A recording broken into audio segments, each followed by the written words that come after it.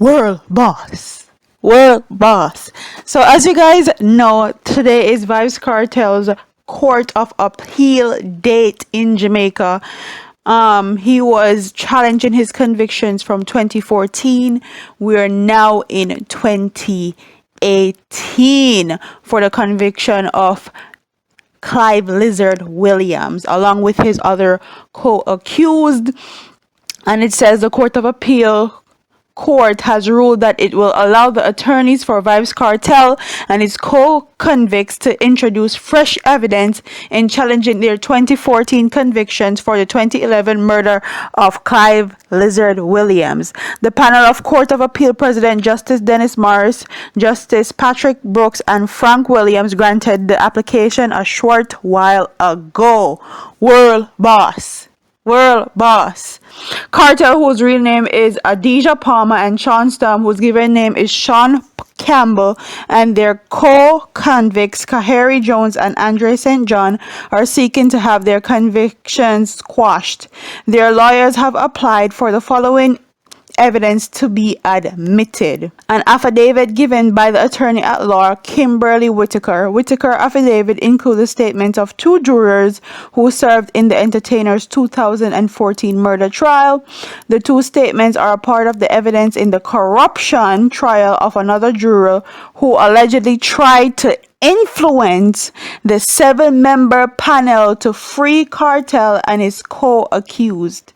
A handwritten statement by the main prosecution witness, an affidavit of murder convict Sean Storm, an affidavit by Sean Storm about being excluded from decisions in the chambers during the trial about alleged bribe attempt by a juror. Prosecutor Jeremy Taylor vigorously opposed the application. I'm sure he would oppose the application because they want to see this man in jail. But big up to Vybz Kartel, big up to Sean Storm, big up to their co-accused or co-convicts.